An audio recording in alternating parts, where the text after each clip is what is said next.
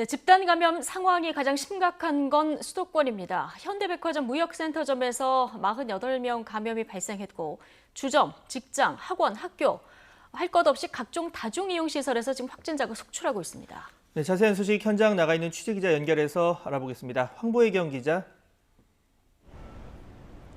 네, 서울 삼성동에 있는 현대백화점 앞에 나와 있습니다. 네, 우선 지금 나가 있는 이 백화점발 집단 감염 상황부터 들어볼까요? 네, 그렇습니다. 우선 지금 제가 나와 있는 이곳 현대백화점 앞은 아주 썰렁한 분위기입니다. 임시 휴점을 안내하는 이 현수막만이 걸려 있는 상황인데요. 이곳에서는 지난 4일 지하 1층 식품관에서 근무하는 직원 2명이 처음 확진 판정을 받았습니다. 이후 다른 직원과 지인, 가족 등 어제 하루에만 33명이 감염되며 현재까지 48명이 누적 감염됐습니다. 백화점은 오늘과 내일 임시 휴점을 결정하고 전 직원을 대상으로 진단 검사를 벌이고 있는데요. 역학조사 결과 확진된 직원 일부가 증상이 나타난 뒤에도 계속 출근했고 탈의실 등을 함께 사용했던 것으로 파악됐습니다. 백화점과 가까운 삼성역에 설치된 임시 선별진료소에는 아침부터 코로나19 검사를 받으려는 사람들이 몰리며 긴 줄이 늘어섰습니다. 서울 마포구 술집을 다녀간 원어민 강사들로 어학원에 퍼진 집단 감염 확진자 수는 2주 만에 314명까지 늘었습니다.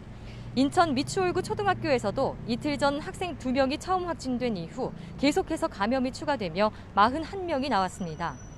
서울 영등포구 소재 음식점과 관련해선 15명이 확진 판정을 받았고 서울 성동구 학원 관련 확진은 수강생들을 포함해 누적 14명이 됐습니다. 경기 파주시의 공사 현장과 노원구 직장을 잇는 집단 감염으로는 지금까지 13명이 확진됐습니다. 사람들이 많이 밀집한 다중이용시설에서 오랜 시간 함께하며 접촉이 이뤄진 데다 밀폐된 환경 탓에 감염이 번진 거로 추정됩니다.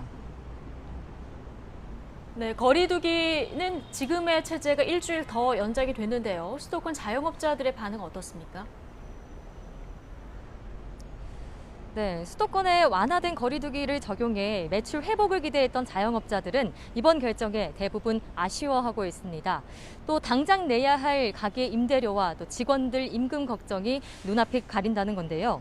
이 영업시간에 제한을 두되 인원 제한이라도 조금 풀어달라는 요구도 있었습니다.